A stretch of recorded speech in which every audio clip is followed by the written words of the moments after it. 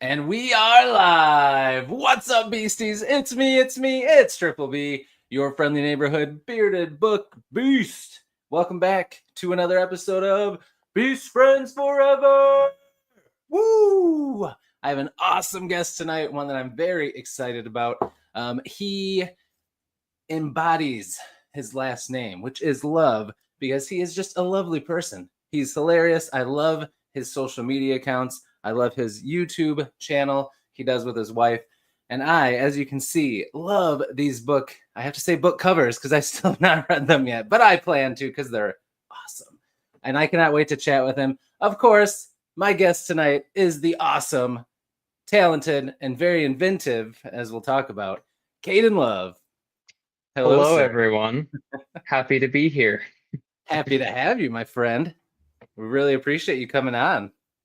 Yeah, should be a fun time. And yeah, you never know what reaches I make, because some people know me from my booktube, Instagram, others from books. So it's always fun to meet new people, meet a new audience.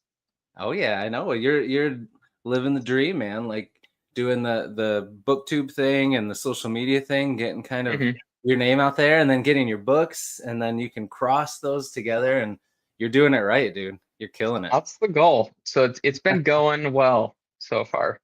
I agree. I think you're doing a good job. We got some people in the chat I want to shout out real quick. Cinna is here from Library on Legs. What's up, Cinna? Mr. Roro is here. Hello, sir. John A. Douglas is here. There's the guy. Yes, I see his reels all the time, too. He's got so many good ones, and I always got to stop. Yeah. I just keep pumping them out, and I hope that, of course, I want to reach just a general audience. But the other day, like Seth Green's wife, that I guess has been a couple movies, liked one of my reels, and it's just like, okay. Dude. But I mean, to be fair, like I'll put a ton of effort into like a book review, and then I have one dumb reel where I say Shrek is romantasy, and it's like a 700,000 views, and it's just that, and it's like, okay, well, whatever. I'll take it. I know that's what I'm finding that is kind of the trick. Like the things that we think like for booktube, like we got to put into all our effort into, don't get a lot of views, but then you just do something funny and it just takes off. Yeah. That's how we do it. Oh, I got to shout out. My wife is in here for the first time ever in one of my lives. She's watching from North Carolina. 7. Oh man, she's got the whole household watching. Thank you for watching. I love you. All right, so we'll have some more people come in here, I'm sure, as we go along. We'll shout them out. But you've got a lot of books. You've got quite the spread going, my friend. I'm pretty impressed. So the first thing I have to say is that I love the covers, and your cover illustrator, very well. Yeah. It is your wife, which I think is so awesome. Yeah, kind of cheated the marketplace with her. Well, it's really funny. So when we first met and started dating, we were both in college. I was in nursing school, and she was in the illustration program.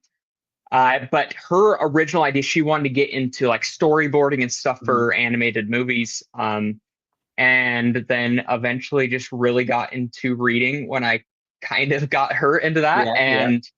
That is her job now. Is she has an agent and does book illustrations, mostly covers, but sometimes internal stuff for whatever they get her. And then she does mine as well, which has been awesome.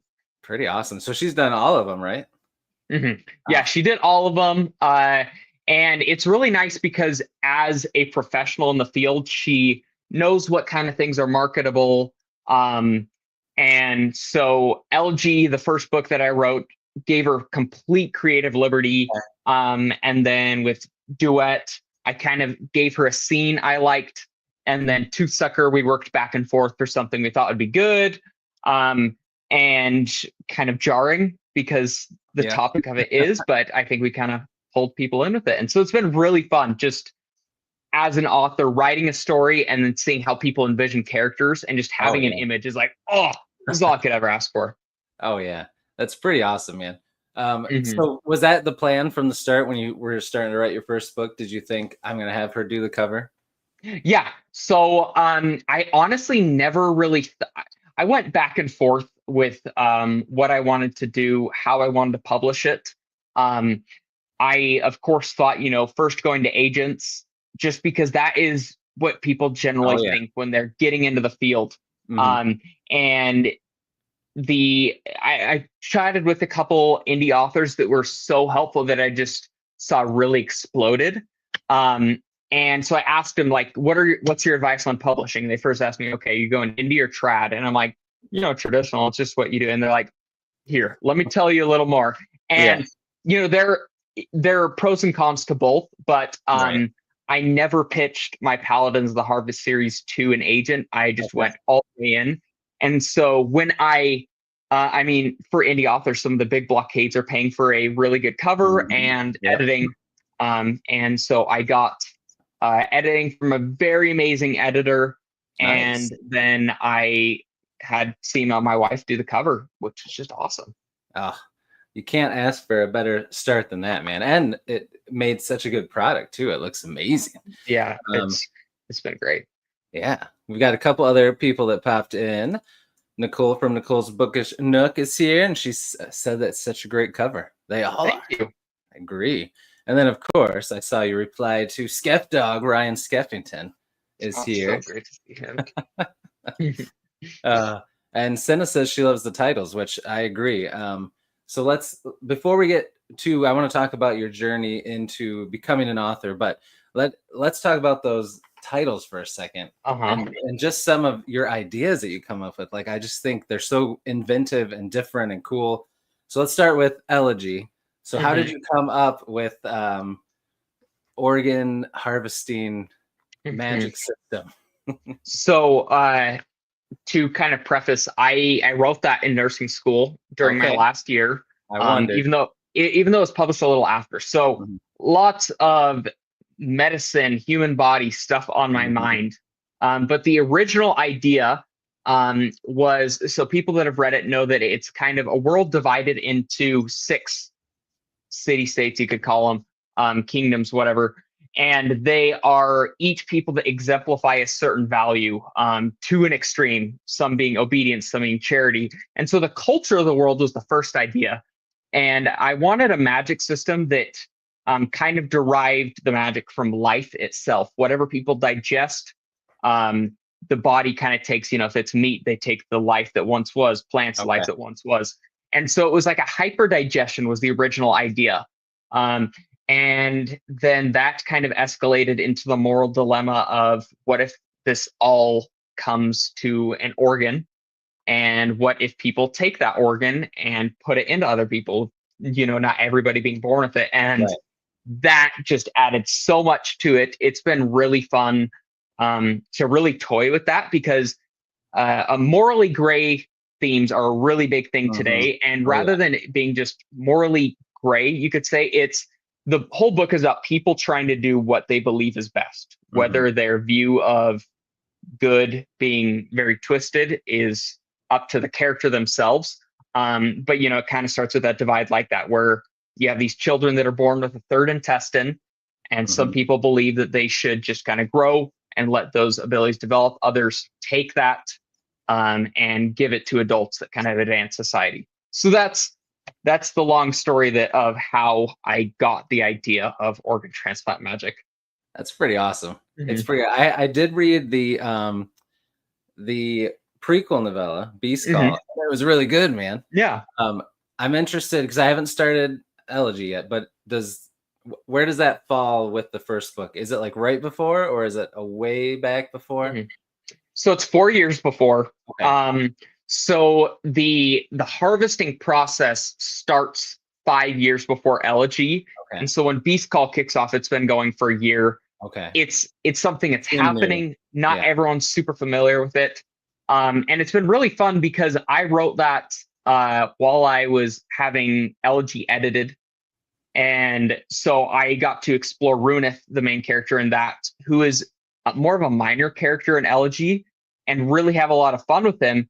And he eventually becomes a point of view character in Duet, and like where I believe he might be the most important character in the series, which Oh man, okay. it's just something that I do have outlines, but I'm very open to inspiration as I write, Right. and that is something that almost as a reader I love to see. It Oh was just yeah. a surprise to be like, Right. oh, this all works out, and it's Yeah. so cool. Ooh, that's awesome. I like that. All right, I got to shout out my friend Ryan. His son Arthur is saying hi, so we got to say hi to Arthur. He's just a little guy. Hey, Arthur, Cool, what's up, cool. buddy? Fist bump through the screen. Boom. All right, so before we dive into your journey to becoming an author, I have a little question for you. Kaden, do you like really bad dad jokes? Oh yeah, of course. All right, I'll let you pick between, let's see, do you want to hear one about, let's see, swine flu, seagulls, or computers? Oh, seagulls. Seagulls, okay. That's really bad. All right, are you ready? All right, why do seagulls fly over the sea? Why? Because if they flew over the bay, they would be bagels. There you go. Wonderful. Love it. But oh man, that was a rotten one. That was good. All right. So before we dive in, gotta say hi to Josh at Art of Book that you just hung out with last week. Yeah, right? had a lot of fun with him. Oh yeah, he's a good dude. All right. So hit me with it, man. Talk us through how your journey to becoming an author went. Take us back to when you were just a little Kaden, and what got you into fantasy and sci-fi, like reading wise? Did you always like to write, or did you get into that when you got older? And when did you finally decide, you know what, I'm going to write a book for real? Yeah, so I honestly wasn't one of those people that really started writing a lot when I was younger. I was an avid reader. I would go on and off. Just growing up, have phases where I'd be like book after book after book to halts, but today where I'm always reading multiple books. Yeah. The ones that really did it in for me, I mean, of course, starting young with like The Hobbit and Harry Potter, things like that, I loved. But I'm from Utah, which is where Brandon Sanderson is. Oh, and yeah. so growing up, we had just The Way of Kings and a little later on Words of Radiance. But like the Mistborn trilogy was something really big. Most people around here had read. But he wasn't the like top of the fantasy market at the time. It was just like he'd do signings every now and then at like local stores, but he was still like a name that people knew. So yeah, not to jump on the bandwagon, but Brandon Sanderson got me into fantasy, and he's just one that I followed around. And it's so cool to see him rise to where he is today. And so Mistborn was really my first like real love in the fantasy genre. And then when I got into high school, the first books in the Stormlight Archive really inspired me. And those kind of laid the foundation for in my college years when I started writing. I think it was around the time I was in like the third and fourth book of the Stormlight Archive that I kind of considered the ideas. And at the same time, my younger brother, he is a super big D&D fan. He DMs for a group, and they've been doing it for years. And so I almost thought, I was like, oh, I played a couple times. Like, I think it'd be really fun to DM, which I really want to do still, but all of my time has been focused on writing because I initially started putting together some ideas, and to help give that a backbone, started doing some writing research, and then I just started writing a book. And the first version of Elegy was I always tell people it was twice as long, twice as bad. It was as purple prose as you could get. I was trying to sound so fancy. But it had a good backbone. So yes, when people ask, did you publish your first book that you wrote? Yes, I did, but it changed a ton. And I was very, very fortunate because when I had the book, I'd gone through a good amount of beta readers, and edited it once or twice. Zach Argyle and his wife Bookborn, they did the Indie Fantasy Fund competition where I submitted my first chapter and they loved it. And this was the second year they did it, and they awarded me with free editing from Sarah Chorn, who does Ryan Cahill and like every big name in indie fantasy right now. That's awesome. So yeah, I was so lucky because going into Elegy, I had an editor, I had my wife that did the cover, and it was an easy pathway. Well, I guess it was something that viable. The first version of Elegy took me about a year to write, and then editing was about a year because we took a long time. Sarah, my editor, and I there were a lot of things I had to learn. It was a good learning process, but like we shred that first book to shreds, and I'm very proud of what I have today. It's changed a lot. But then right after I finished that, I went right into Duet. And Duet was such a relief because I mean, Beast Call was in the middle too. That one went really smoothly. But Duet, I was so happy to see when I finally got it to Sarah, because the only developmental editing she did for that was saying, hey, I loved this aspect, but I'd love a chapter on it. So I added a chapter, and then really it was just like line edits, copy edits, and stuff like that. So I finished Duet writing it last August, and then it came out in February, just a little over a year after Elegy. And I was on vacation when I actually sent her the final manuscript. And the moment I did that, like my favorite part of writing is the drafting. Editing is difficult for me just because I don't know, it makes you see how vulnerable you are, imposter syndrome, etc. Oh yeah. And so I wanted to jump right into another project because I just always love creating new things. So while she did that, it takes a couple of months. That was a fat book. I wrote Toothsucker and finished that maybe around January or so. And so that's why I have, Duet, and then a couple months later, Toothsucker came right out. It was so quick. I wondered. Okay. Yeah. And so that's kind of where we are today. That one, she said, was probably my best yet. My wife said it's best yet. And like, I really am proud of Paladins. I love it. And but Toothsucker definitely feels different. It's shorter, it's punchier, and I feel like this one has a chance to be my big break if things go well. Ooh, I'm excited because I loved Beast Call and I want to jump into Elegy, but I got to read Toothsucker first because it's so interesting, man. Yeah. So why that's on my mind. Tell me a little bit how did you come up with the idea for Toothsucker?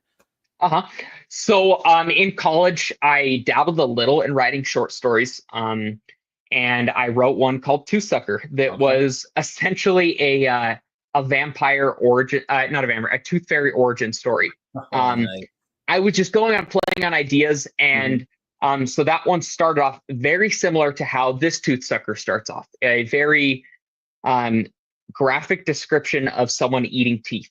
And I wanted to be vile and disgusting because I want you to see like how this character is also disgusted by what he's doing.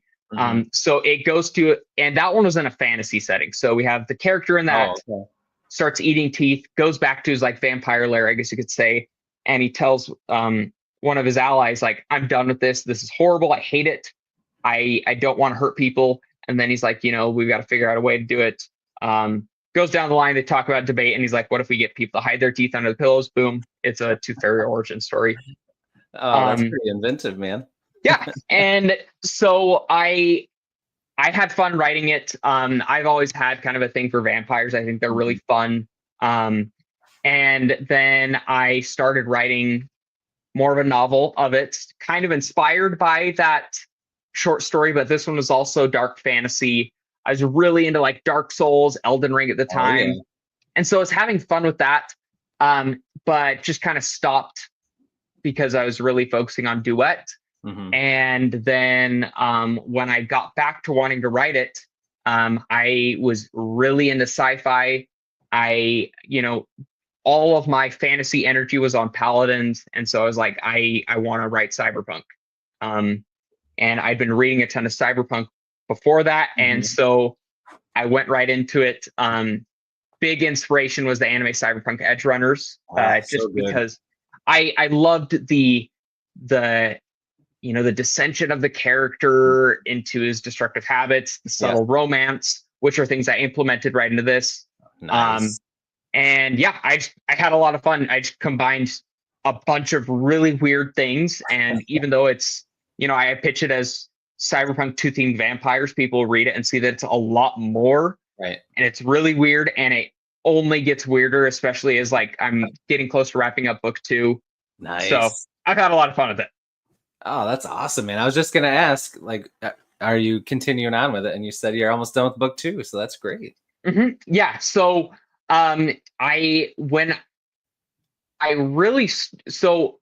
the initial plan with Toothsucker, one of the approaches I was trying was publishing on Royal Road with weekly chapters until the official release. Right. It was all right. Didn't get a lot of following, but because I was doing that, in the case that it did succeed well, I started writing chapters of the sequel to Toothsucker, because I would publish like week after week. And I'm like, okay, if I'm writing Paladins book 3, I can manage to write a chapter a week of the sequel to Toothsucker. And I'm about 50,000 words into the third book in the Paladins trilogy. And then I just got really into the sequel to Toothsucker. And even if I really grinded out the third Paladins book this year, I don't think it's going to be out until spring next year, which is still the hope. Yeah. But with Dragonsteel Nexus last year being one of my most successful events, I'll have Duet and Toothsucker out this year. I really want to have another book. So the plan is to get Toothsucker 2 out before the end of the year, and then go ahead and wrap up the Paladins trilogy. Nice. Okay, so I was going to ask that next. So Paladins is just trilogy. Yeah, right? It's trilogy, but I'm also looking at it kind of like First Law, Empire of the Wolf, where it'll be a trilogy, but then explore the world in other books, maybe if it's like 10 years later or 100, something fun like that. I love that. I love when authors do that. So that's I'm excited to hear that. Very cool. Yeah. So that is pretty awesome. It sounds like you're doing it right in every book according to your editors and how you feel. Like you've gotten better and better, and the books have gotten better and better. They're all good, but I feel like that's kind of the way you want it to go when you're starting out, right? Yeah, it's been really good. Lots and lots of learning. And one of the things I do like about having Toothsucker out is that it kind of has more of a general appeal, because Paladins is a complex fantasy. It's not Malazan level, but it's for people that aren't big fantasy readers. If they get into it, they're going to struggle because there's a lot of terms, names. Whereas Toothsucker, it's single point of view, going right into it. And I've been able to kind of see how people take it in. And so, yeah, it's been all really great. And while I have a lot that I'm looking forward to, and sometimes I'm like, oh, are they succeeding as much as I'd like? I've been doing this for a little over a year, so I have a lot more to go. So as far as things have gone, I'm very happy. Yeah, man, you're killing it, dude. That's wild how it seems like it's been longer, but yeah, it hasn't been that long. That's great. Who would have thought when you first were going to put that book out where you're at now? Like, that's pretty awesome, dude. Yeah. It's exciting. Let me shout out a couple other people. Audrey's here, and she said she feels like a good DM. You have to be a master at herding cats. Probably a little truth there. You got to rein people in sometimes, I guess, right? And then Zam is here. What's up, Zam? How's it going, man? Thanks for being here. All right, so I got a few questions about your writing process. You kind of touched on some of them already, but the first one is there's the spectrum of a plotter versus a pantser. So you talked about how you do have outlines. So would you say you're like right in the middle, or do you think you cheat more towards plotter or more towards pantser when you're writing?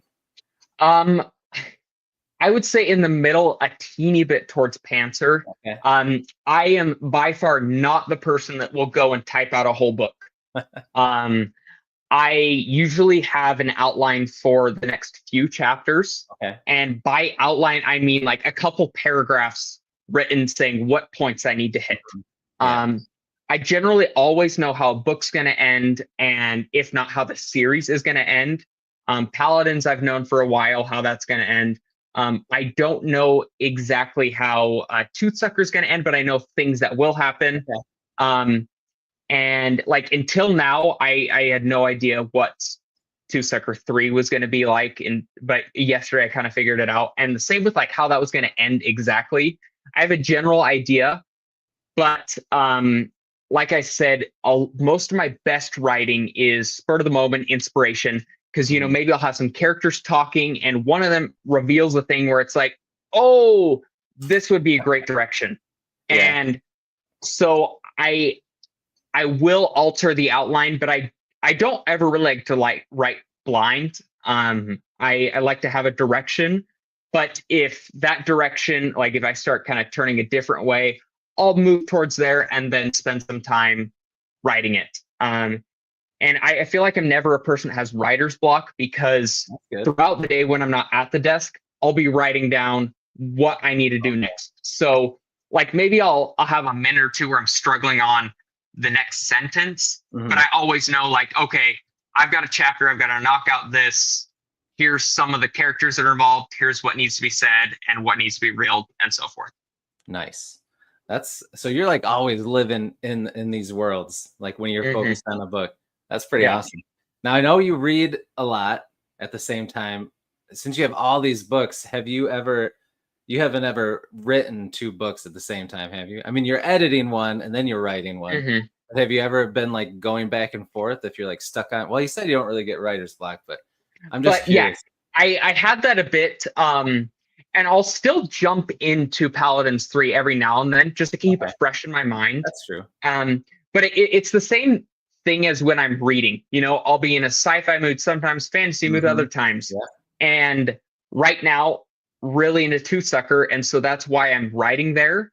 And like I know what's going to happen next in Paladins 3. It's just I don't feel like writing that at the moment. But if I do reach a difficult point, I can go to the other one.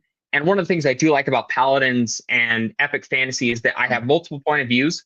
So if I'm not really feeling it with one character, you know, I have 3 other characters I need to cover before I return to that same character. So I'll go jump to the next chapter and then come back.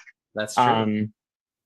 And yeah, sometimes I'll go back and forth a little, but mostly I'm focusing on one book, jotting down things here and there, or like right now, I'm working on a short story for an anthology. And so I'll throw in a couple words a day. But most of my sit down writing time is for my main project. Okay. Very cool. So when you're writing book or whatever, do you write?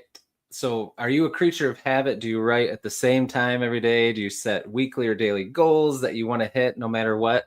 Or do you go the other extreme and you just write whenever it works that week or day? You don't worry about goals. You just know what you have to get to like by a certain date or whatever. How do you handle all of that? So I like to get 1,000 words at least a day in. Nice. Around right now, I usually hit around 1,200 a day.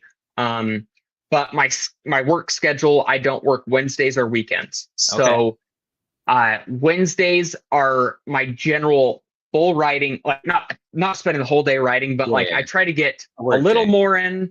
I like to handle the business side of things, same as Saturday, but you know, weekends tend to be filled with life things. But even if it's a busy day, I really like to get that 1,000 words in. With my work schedule, I'll usually arrive at work maybe like a half hour before my shift starts. And I'll spend that time actually just writing on my phone. So usually I'll do the same as like downtime at work if I'm not reading. I usually try to aim at getting 400 or so words in at work so that when I get home, I can finish it off and then spend the time with the wife and just enjoy my day. But but there's some days where it's just like pure good inspiration. I don't like, I like to move a lot.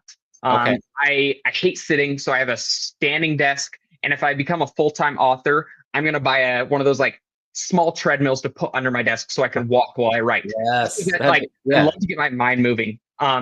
So like today I had a really busy early amount of the day, which I'm a morning person, so I like to get early writing in. But it was busy earlier, so I sat down and pumped out 1,200 words, which is not typical. Usually I'll get like 400, go walk around, read, do something, come back, finish it off. But yeah, like Josh is saying right there in chat, hamsters out. Like I'm running all over doing things.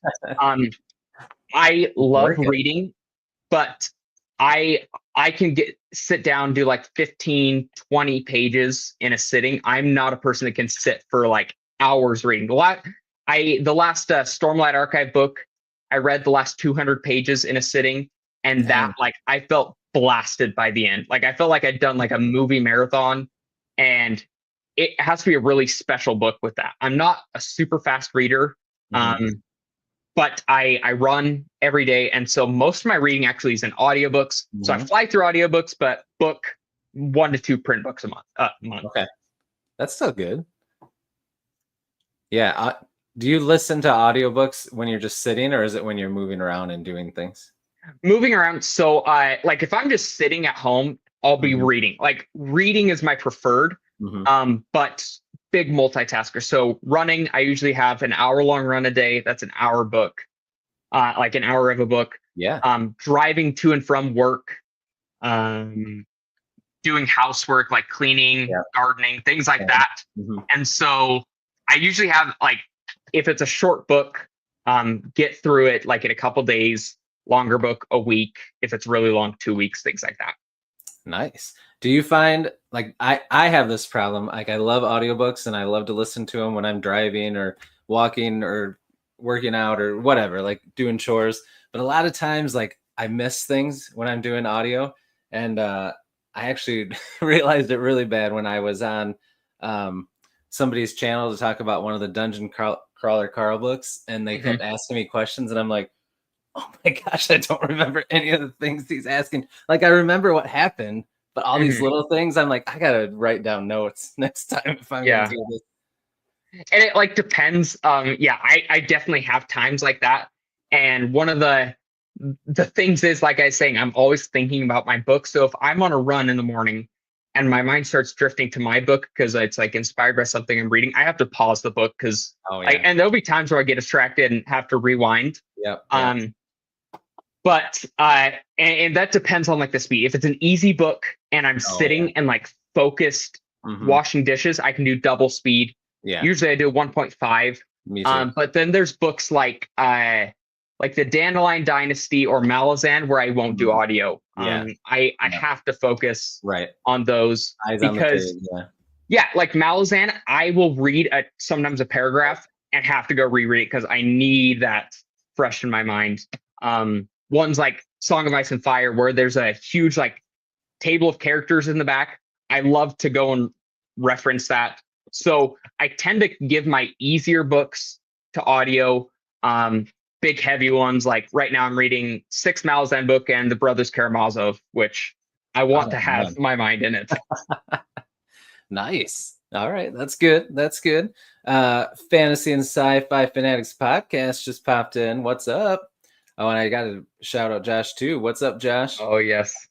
Yeah, I went to the orthodontist today, get my things fixed, and that's why if you saw a reel where I posted a reel today saying I'm waiting for my orthodontist, but I don't know if I should tell him that I wrote a book about tooth-eating vampires, because I was like, oh, it's funny, timely. Yeah, that is interesting. That's funny. Have you? I never even thought to ask this question until you just said that. But have you, like doctors or dentists or like people at work? Has there been people that have been like, "Hey, I saw you wrote a book," or I mean, without you telling them already, sharing it with them? Has there been anybody in your life that has brought it up?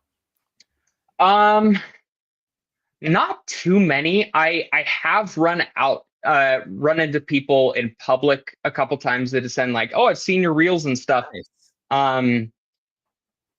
But like a lot of that has happened when I've done Barnes and Noble signings. Oh, yeah. Some people will be like, "Hey, I follow you, and I saw that you were doing this." But the weirdest thing for me ever was Dragonsteel Nexus, because I had so many people coming up to me being like, "Oh, I love your channel," or I like, even though they'd seen my wife and I do a Yeah. booktube, and like I had a bunch of people take pictures with me because of that, and it's like I am the most normal dude out there. Like this Right. is super bizarre. Right. And then I just walk up and talk to like Petrick Leo and like big names like that. That just, it's like, oh, you know me, like Michael R. Miller. Of course, I knew who he was as an indie author, Yeah, and he yeah. just came over to my booth and like talked to me for a while. I was like, I had no idea you knew who I was. That's pretty awesome, man. Yeah. That is cool. We got some more people popping in here. Mark from the Book Lounge is here. Hello, Mark. Thanks for being here. Molly McCabe is here. What's up, Molly? Oh, hello. Author and booktuber. And Richard Holliday, what's up?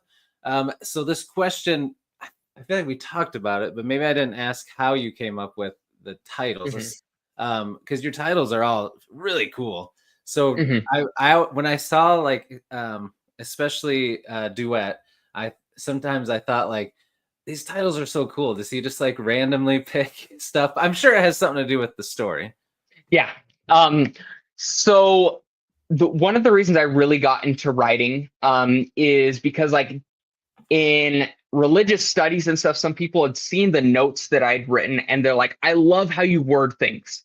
And so that was a big inspiration into kind of the poetic style I tried to use sometimes in Paladins. Toothsucker, on a side note, has been so much fun because it's, cyberpunk is high tech, low life.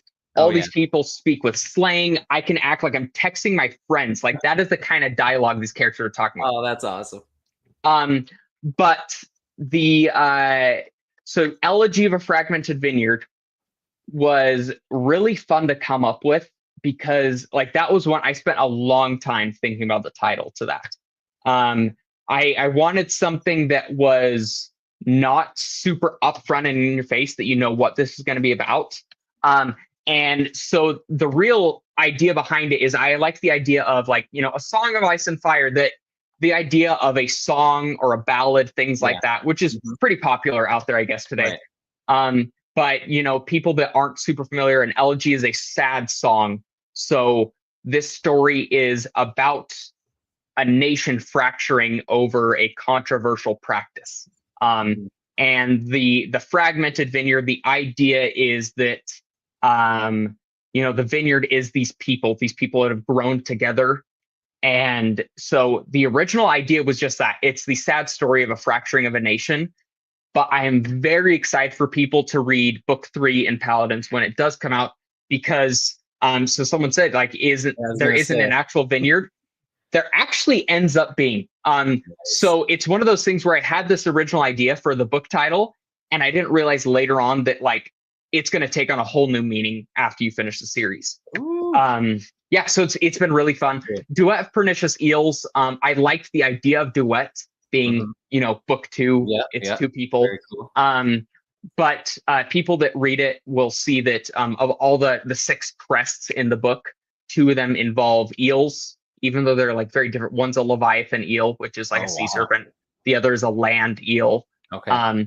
And it's kind of these 2 weaving horrible things that reveals, I guess, a greater villain in the series. And pernicious, I love that word because it's increasingly evil.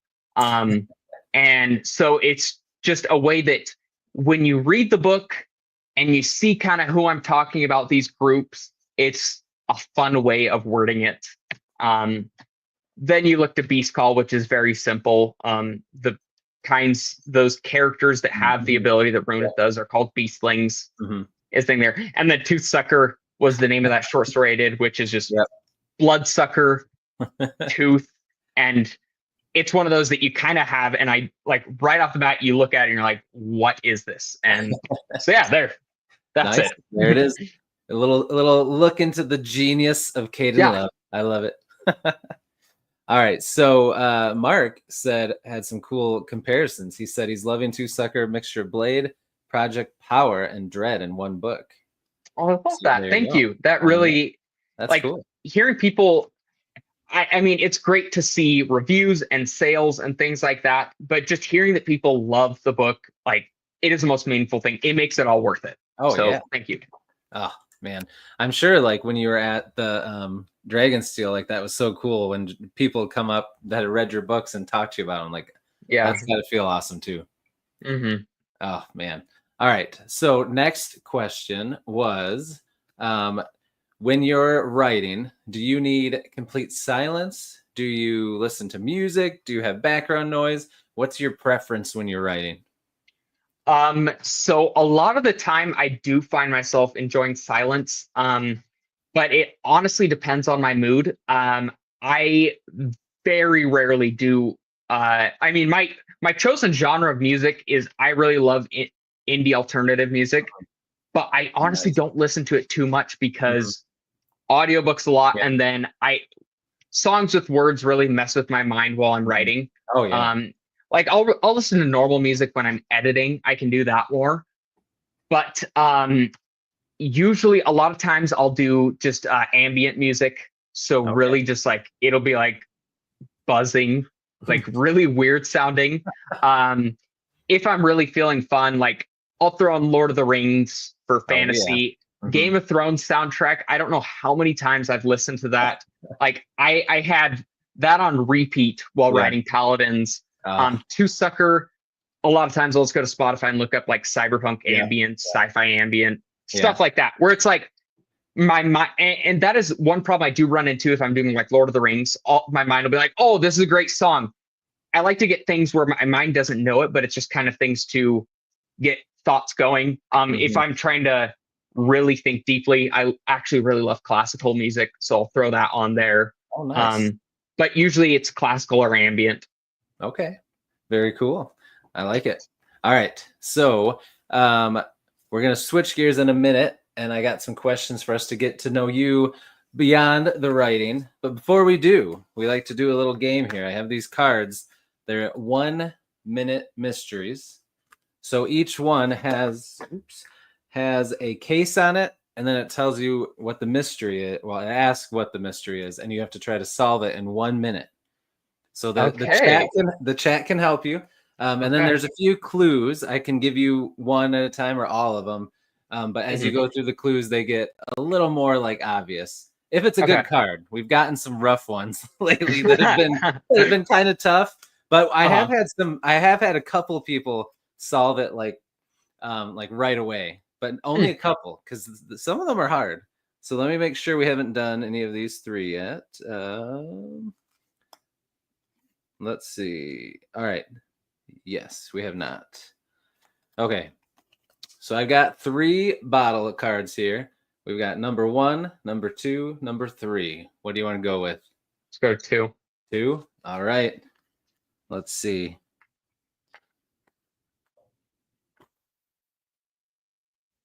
Ooh. Okay, this one's kind of hard. Okay. You want to keep it? Yeah, let's do it. Okay. All right. All right. Sometimes they're like good ideas, but they don't give, I feel like they don't give enough in the case, but we'll see how it Mhm. goes. All right. Okay. Here we go. Chat, help Caden out if you think you know. Here we go. David is a native New Yorker. In front of thousands of witnesses, he dies a gruesome death on a busy street. At the time of his death, David is doing the same thing hundreds of other people are doing, and onlookers cheer and wave during his demise. I'll read it one more time. So, David is a native New Yorker. In front of thousands of witnesses, he dies a gruesome death on a busy street. At the time of his death, David's doing the same thing hundreds of other people are doing, and onlookers cheer and wave during his demise. So the mystery is what killed David? How did he die? Maybe where is he? That part's not as important, I don't think, but it's kind of a Okay. tough one. They don't give you a lot in that case, but That's the chat saying hailing a taxi. That's kind of what I'm thinking of, but I think he's in the middle of the street, like in he front of a is car. he is in the middle of a street. It's not from a car. I'll tell you. Okay, so actually, I'll give you the first two clues. He does not die in the U.S., so that's why they said native New Yorker to kind of let you know Uh-huh. loosely that that's not where he is. So he does not die in the U.S., so it's in a different country, and there's no traffic on the street, so no cars. And here, this next one might give you a little hint. It says David runs for his life but dies anyway. So there's thousands of witnesses. He dies a gruesome, keyword there, gruesome death on a busy street, and there's lots of people doing the same thing he is, and he was running for his life. Ooh, somebody just had a good guess here. Running the bulls. I think that's a pretty good idea. Is he in Spain running? He is trampled to death during the running of the bulls in Spain. But it's like they should have said something about a bull. That's a good one. I know. So it's like sometimes they're really good and they give you just enough where it's like that was a good one. And sometimes like this, it's like they should have just put something that let you know. But and that's called 1 minute mysteries. Yeah, it actually came in like a book box. They always do like a little extra goodie with the book through Caffeine and Legends. You get like a bag of coffee, some kind of fun thing, and then a book, usually an indie book signed. But yeah, they're pretty fun. The last few have been kind of tough like that though, where I'm like, that's cool. I would have just said one more thing. But you did pretty good because that's what I would have thought too at first was the something to do with a car in the middle of the street. Mm-hmm. That's really cool. Yeah, I might actually look at that. That's just like a fun thing to have. Oh yeah, they're cool. There's a lot of them in there too because I've been doing this. I think there's 80 altogether, and I've done probably about 30 of them, so I'm not even halfway through them yet. Oh, there you go. There you go. So good job, everybody. Round of applause for Kaden. Good work and good job, Cinna. Nice work. You're the one that did it. You were getting there. I could see the wheels turning. I could see it turning. All right, so you're ready for my questions. They're pretty simple. No worries. All right, so first one, just to get things rolling, is what is your favorite color? I've got to go beige. I really like tan. I think it's just like a nice and comfy color. That's awesome. I've never heard anybody say beige. That's you win that one. That's cool. Okay, so where does this beige come from? Has it always been beige since you were young? No, like I've always liked green as a kid, and then like I always wonder like why do I like green? I don't know, but like when I think about like just like wearing like a plain t-shirt, I would choose like beige. Like it's just like kind of comfortable. It's not white, not black. It's just like relaxed. That's awesome, man. I like that. I do like beige as well. Now that I think about it, I like it. Yeah, it's just not one that you think of off the top of your head, but it's it's not bad. That was a good answer. That's my favorite color answer yet. Well done. All right. Senna said beige is just dead green things. Well, there you go. There you go. All right. Next question. What is your favorite food? My favorite food is salmon. I like if I had a single food item, I could only have that. It's salmon. Okay. Smoked salmon. I love it. But like dish, really like sushi. Nice. Me too. So yeah, sushi. Those are the things. Do you have a good sushi place by you that you can go to? Yeah, there's like a nice cheap one that we love to go to, and then there's like the more high end one that we'll go to. Which is really funny because growing up as a kid, my parents loved sushi, and my dad learned to start making it because he loved it so much, but it is expensive. And I would go retreat to the basement, shut the doors because I could not stand the smell. I thought it was vile. Yeah, I can imagine. But like I love it now. And so he taught us how to make sushi. So sometimes me and my wife will get some friends together and make it, but it's still not as good as like pro sushi. Right. But that's pretty sweet that you can make sushi. Fun. That's awesome, man. Yeah, I love sushi too, and I used to just go get it from like a Chinese buffet restaurant or like family, like a grocery store or something. But then I went to a legit place, and once you have that sushi, it's hard to go back to the other stuff. Exactly. It's so good. Oh. And a lot of people agree. Molly and Mark both love sushi too. It's good stuff. All right. Next question. Here's where things get interesting. So tell us about a talent or a hobby, whichever one you want to do, or both, that you have that we don't know about or that people may not know about. Okay. So like up front, I do feel like people probably know I run marathons. Mm-hmm. That is awesome. like the most obvious thing. But besides that, as you can see, so here's one of my bookshelves, but there is board games, and I actually really love like painting miniatures. Oh, nice. Okay. So I'm not big into like Warhammer, Mm-hmm. but the same exact kind of ones. So like, okay, let me see, I've got some. Where is it? It's like here's a shard bearer from. Oh, that's cool. What's it called? Stormlight Archive. Yeah, so like ones like that, and then like I've got the Dark Souls board game I've been working on painting recently. Hey, man. So that's like if I want to listen to an audiobook and do something productive, I'll do that on the side. Yeah. You got to find like a company that you can make your own and make some for Elegy or Toothsucker. That would be sweet. I would love that. It would be so cool. Yes. We're going to figure it out someday. That's pretty cool, man. And backtrack to running marathons. That's awesome. I mean, you know, I knew you like to run, but not everybody does marathons. So that's pretty cool. Do you go to like big ones around the country, or you just do local ones? So I've done 3. I've done one like sequentially every year, but I didn't do one like every year since I started. Yeah. I didn't do it in 2020, obviously. Oh, yeah, but right. I did my first one like after that. I've done 2 in Utah. They were the same ones. Then my third was Boston last year. Nice. So really cool. that is a big one. Yeah. So qualifying for that was really cool. And then I'm just doing a different one locally in July. Dang. That's awesome, dude. That's something to definitely be proud of. That's really cool. Yeah. Oh man, awesome. Is there like a bucket list one you want to do someday? I'd love to do Tokyo. That would be which cool. it's hard to get into, but there's like 6 big ones. So I need doing New York and Chicago are a little easier because they are in the States. London would be amazing. Berlin, and then Tokyo. Oh, that'd be cool. Have you visited those places?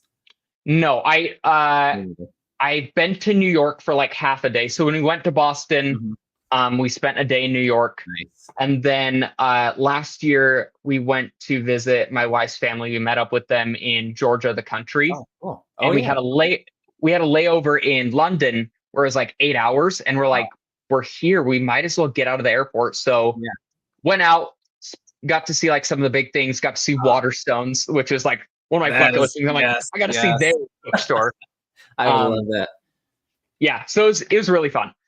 Is Waterstones, because I know there was a guy I talked to once who was a big reader, and he said in London there was this like 2-story place that was like a bookstore and a bar like mixed together where you could get like drinks, but also like just this gigantic bookstore. I don't know what it's called or where it's at, but he said it was in London. Yeah, I don't know if it's out because like Waterston's like is there Barnes and Noble. Barnes and Noble, yeah. But that one had like multiple levels, so maybe had something like that. I don't know. I've seen so many like reels of really cool bookstores that I want to go to there. So like, and I spent a lot of time in Europe, but I would love like, so I want to go like Asia or Africa, something really different, but I really want to go back to London. Like there's just some charm about it. Really cool place. Yeah, for sure. I agree. Awesome. All right. Next question. So you kind of mentioned this. I think I know the answer already because you talked about games you like earlier. So you are a gamer, or at least you probably were a lot more of a gamer before you got big into your writing and stuff. Do you still find time to game between working and writing and reading, or not as much as you used to? Are you talking like board games or video games? Actually both. Okay. Yeah. So video games off and on, I've always been like hit or miss. Like if there's a really good game, I'll really get into it. For me, like I grew up playing Pokemon, still will get into those. And then like Elder Scrolls, like I love Skyrim, or Fallout was another one, or like I said, the From Software games. But I mentioned earlier, I really struggle to sitting down. And so a lot of my video games will be like, I've got a Switch that I'll take with me on vacations. Nice. And so don't do a ton, even though there are so many really cool games I'd love to get into. But board games, like I have a decent collection, but my dad, that is like his thing. So he has like walls, like we have a huge game room. So That's cool. like Sunday dinners, we'll play games. Like I usually once, maybe twice a week, we'll have some nights to play games. So I've got, it's not as often I get like big board game nights with like dudes where you can play a really complex one. Right. Yeah. It's usually just like easier crowd pleasers. But yeah, I do get good time to play it in. And Saturdays are like my favorite because usually in the morning, go on a nice run, get some good writing in, and then like if we're doing nothing, we'll go to my parents' place. My dad and I will play like a bigger complex game. That's cool. Well, so what's your favorite board game that you've played? So I really love Dune Imperium is one of my favorites. I'm a sucker for theme, like you can see right there, like the Red Rising board game. It's fun. I was watching it's pretty that, simple. Yeah, it's pretty simple card game, but I love the theme of it. And let's see, like the Fallout board game's really fun just because it goes well with the theme. Mistborn Deck Builder was like a recent one I got. Love that. But yeah, those are most of my favorites. But like, you know, I love a good Catan or things along those lines. Very nice. Very cool. All right. Next question. What are some of your favorite well, I guess I should ask if you do first. Do you watch? Well, no, you mentioned Cyberpunk Edgerunners. So what are some of your favorite TV shows and movies? One, and then two, might be the same, might not, but what are some that inspired all of your writing? So yes, I really do love TV, movies. TV shows a lot more recently are dictated to what my wife and I will watch together. Right. Just because I used to like before I started what I do now for a job, I worked at a call center, had lots of downtime. And I worked at home. So I would watch like a movie a day. I've seen like every episode of The Simpsons because I just would have it on in the background. But yeah, like it has to be a show I really want to watch if my wife doesn't. Like Cyberpunk Edgerunners, she didn't care to watch. I watched that on my own. Did that with like The Last of Us. But my favorites of all time TV shows are Game of Thrones and Twin Peaks. Oh, Twin Peaks. Game of Thrones. I love, you know, my hard fantasy. So it was an amazing adaptation. I read the series first, watched it. But then Twin Peaks I love because I love a good mystery, but it's a very thinky show. It's weird. And so I had a lot of fun with that. And that one just kind of has like a good place in my heart because my wife and I started that when we were dating. Oh, that's cool. And so we really loved watching that. But I love a good sitcom. Arrested Development's probably my favorite. That's a good one. Yeah. So I really love that. I do like some anime, but I honestly read a lot more manga than that. So like I'm a diehard One Piece fan. Nice. But I've only seen a select few of episodes, but I've read all the manga. Like, nice. That's awesome. There's so much. It's so that, I've gotten through a lot of that. So like TV show inspiration wise, I guess you could say like Twin Peaks definitely had a lot of inspiration for the mystery side of Toothsucker. I've always loved some good like noir detective stuff. And then Game of Thrones, more so the book series, was a huge influence on Paladins because of the politics in it. I enjoy a good battle. They're fun, but I'm so much more about like the Tyrion Lannisters, the Gloctas. Just characters like that. Like that is what I live for. Like the intellectual battles. So Song of Ice and Fire and Stormlight, biggest inspirations for Paladins. But movie wise, favorites, I love Blade Runner 2049. Dune is one of my favorites, both of the two recent ones. Parasite. The Boy and the Heron, Studio Ghibli. So those are like my favorites. The atmosphere. So I love Do Androids Dream of Electric Sheep. Great book, but both the Blade Runner movies are so beautiful. Yes. And so like the atmosphere of Toothsucker is very reminiscent of Blade Runner 2049.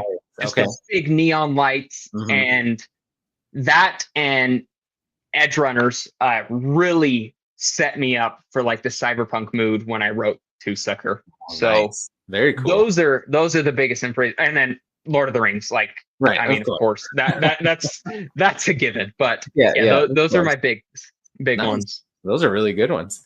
Josh agreed that Arrested Development is awesome. And then he said Curb. I don't know if he means Curb or Curb Your Enthusiasm. Probably Curb Your Enthusiasm. Yeah, that's what I'm guessing. Yeah. Yeah, I still have to watch that one. Haven't seen it yet.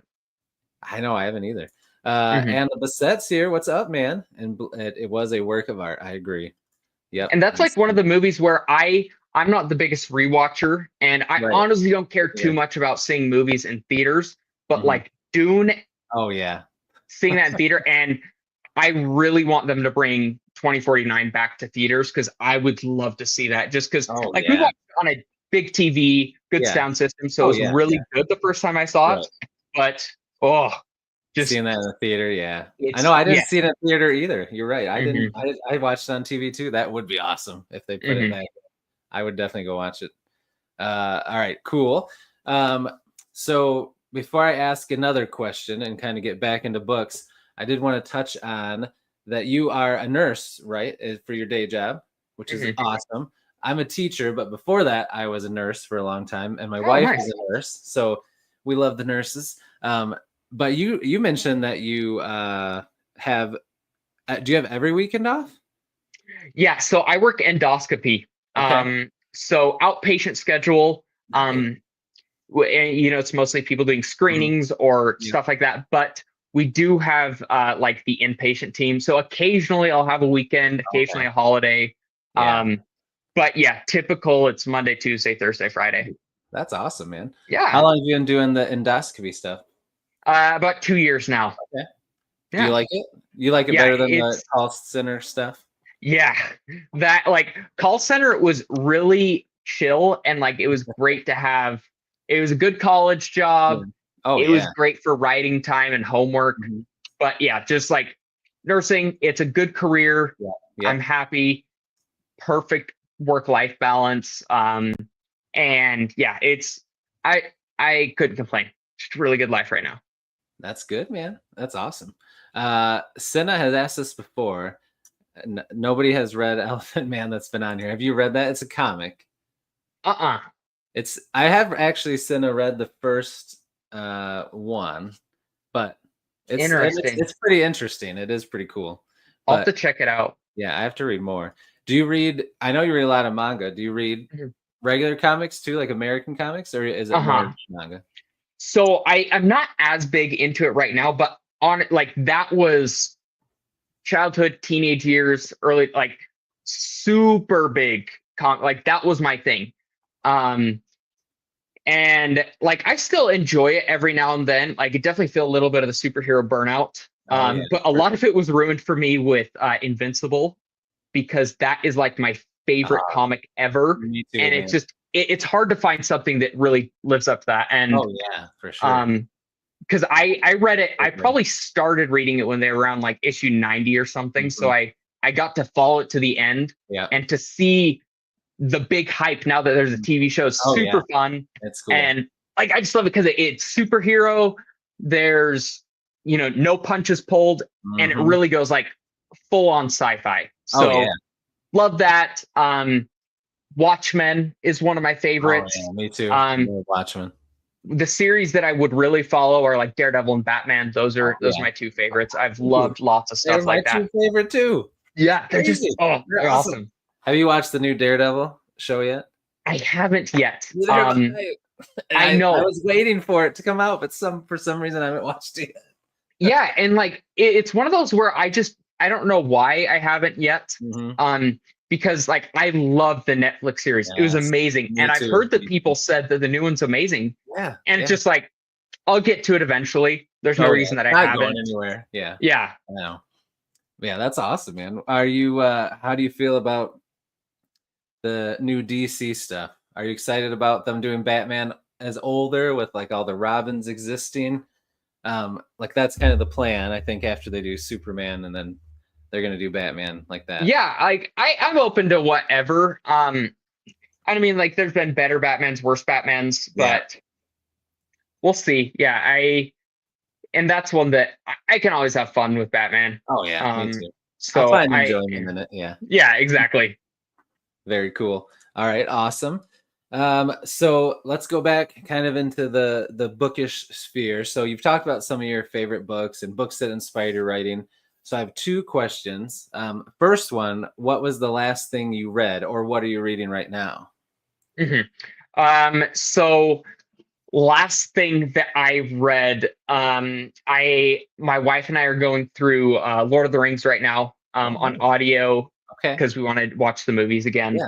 I read something like right before that. Oh, I read Bat Eater. Yeah. How did you like that? It's crazy. It sounded weird. I kind of wanted to check it out. Just it's very interesting.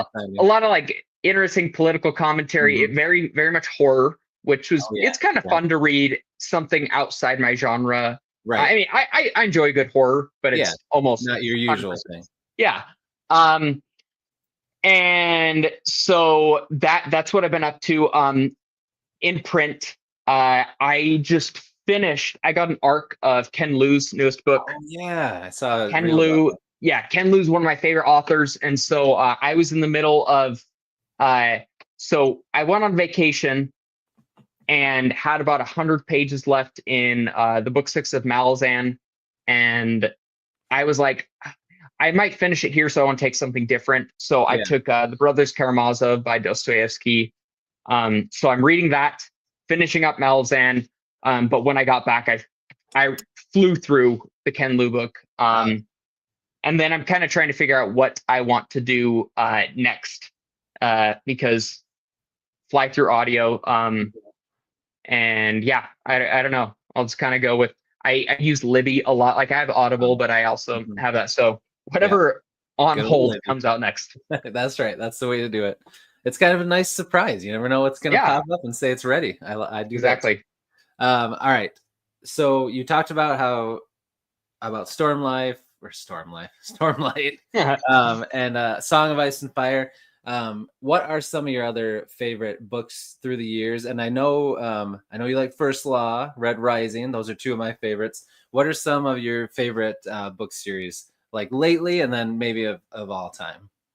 Lately, so yeah, you hit the nail. Like those are all my all-time ones. Like Red Rising and Cosmere are just like, I don't know, something else for me. I'm so happy reading those. And I love, like all of Brandon Sanderson stuff. Same. Like some aren't, the best thing there, but I always, that's my comfort author. Love Dungeon Crawler Carl, as does probably like everyone right now. The Dandelion Dynasty by Ken Liu, one of my favorites. I gotta read those. I have those pretty purple ones, but I gotta read it. I haven't yet. I want to though.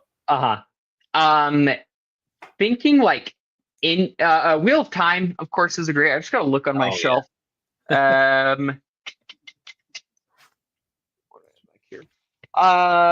Dune is one of my favorites. And then like a lot of indie stuff that I've been reading. Zach Argyle's Threadlight trilogy is like, I think what really got me into indie. Love that. Gunmetal Gods. Honestly, probably my favorite dark fantasy book ever. Like I just love something with like a little different.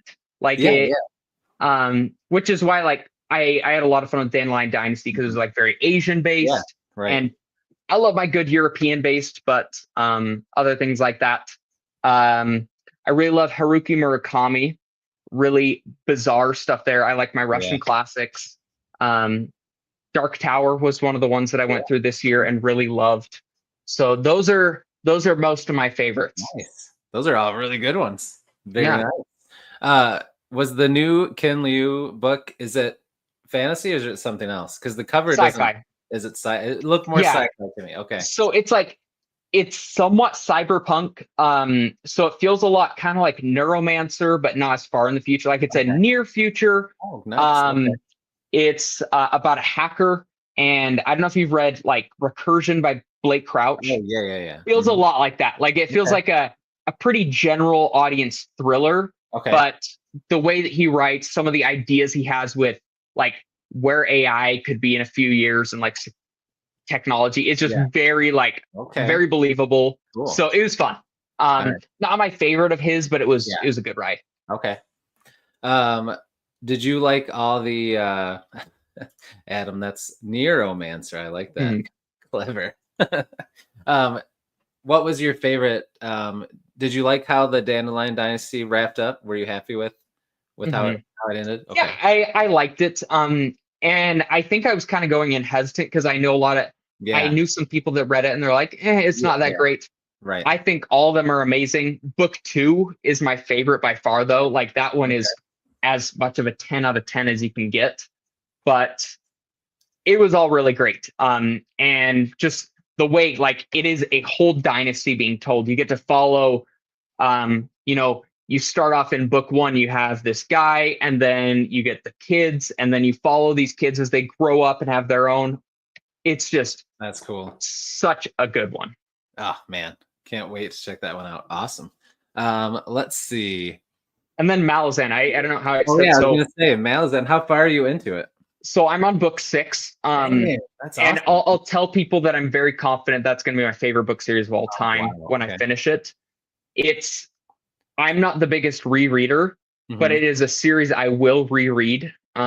Just the depth of it, like it's not like I think a lot of people are under the idea that you have to be like a professor to understand it, and it's not that. It's just there's so much to it, and I like certain races in the book have such a deep history that's slowly unraveled that when I go back and read it again, it'll be super cool to go with a new lens. So that book series has been a huge inspiration to like where Paladins is now. Nice. Okay. Did you do Dandelion Dynasty audio or physical? I read Grace of Kings book 1 on audio, and then I liked it, but then after that I was like, I'm gonna read these. So I listened to the first one, read the rest. Malazan, I didn't even try on audio. Like I said, there's so many characters, things to go to, and that is a series that usually like once per chapter, I'm gonna go look at something on the wiki, just because there's so much to it.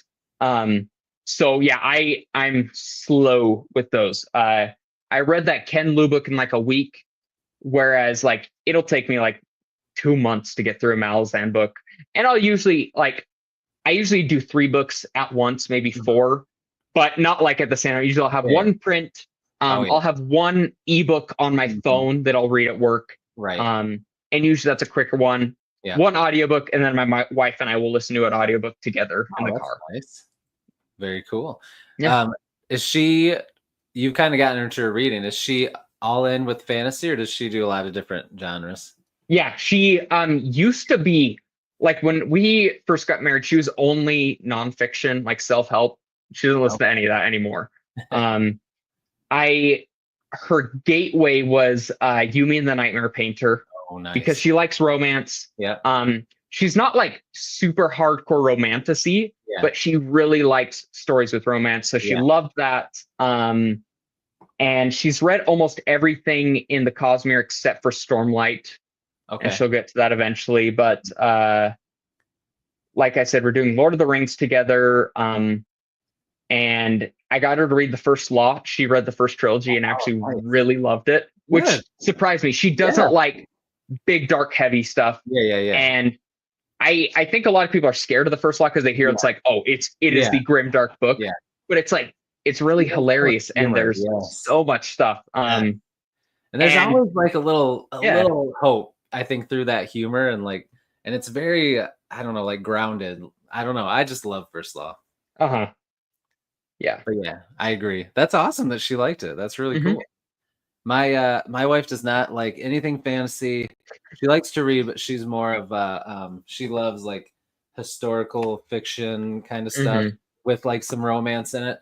But I've tried to get her into fantasy. She like thinks Star Wars is boring. She thinks Lord of the Rings is boring. Oh yeah. And it's just I had to give up. It's like we've been together like 20 years. It's not gonna happen. Yeah. So that is Mhm. awesome, man. That is Yeah. that you guys can share that together. That's pretty cool. Mhm. All right. So one more question about your books. Do you have audio of any of your books? Yeah, you Yeah. do, right? Yeah. Yeah. So both the Paladins book have audio. Adriel Brandt did my narration, and so like he did Seeds of War by Joel Silva, Oh yeah. and like a couple other people.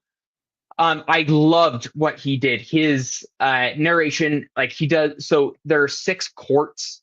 Those are my different kingdoms in Paladins, and each one he did a different accent, and that was like all his idea. He's like, Oh wow. "What if we do this one, this?" I loved it. Cool. And so he will do the rest of my Paladin series. But Toothsucker is one that I definitely need a different voice for. Mhm. It's Right. science fiction, and my hope with that one is I actually do want to see if like Podium or Simon Maverick. I want someone else to do it for me because they're expensive. Like Oh yeah. I've probably almost made my money back on Elegy's audiobook, but with how recent Duet is out, Yeah. no, I haven't made the book money back there. Yeah. But yeah, and I understand like there's a lot of people that won't read books unless they do audio. So Right. I love having them there. Yeah. Especially like family and friends are more likely to read them with that. Yeah. So that's where we're at. Right. Very cool. But you got to be, like you said, they're expensive. So you got to be strategic for sure. Yeah. But that's awesome, man. I always remember because Cinna is huge audio. That's all she does. So she wants those audiobooks. Well, there you go. There you go. So you have them. All right. I think that we'll wrap it up because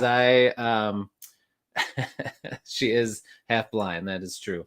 So she's glad that you made audiobooks. Oh yeah, I love audio. Me too. I'll wrap it up there because I have to get my kids. It's bath night, bedtime routine, all that stuff. But this flew by, man. This was such a blast. I had a lot of fun talking to you. Thanks for coming on. I appreciate it. Yeah, no problem. For everyone in the chat and anyone watching on replay, we appreciate you. Oh, and I appreciate you, Senna. Thanks for the super chat. Appreciate that. All of Kaden's books and his website are linked in the description down below. So check everything out. And before we go, I'll give you the floor, man. Is there anything you want to say or shout out or anything? The floor is yours. That's about it. For people looking, like you got the links there. Find me on social media, Kaden Love author, and I'm here. Hope you enjoy my books. Nice. Oh, Rob Lee is in here. What's up, Rob? Thanks for being here, man. All right, awesome. Well, this was a lot of fun. I appreciate it again, dude, and I would love to have you on again. Anytime you want to come on, or anytime you have something coming out, or you just want to hang out, I would gladly have you back, my friend. So thank you. Thank you. Thank you, everybody in the chat. You guys were awesome. You guys were a great chat. Thanks for all the comments and questions. And that is it. I will be back on Friday night with Livia J. Elliott. So look forward to that. And I will see you then. And until I do, as I always say, devour your TBRs, be brave, be beautiful to one another, and be beastly. We'll see you, everybody. Have a good night.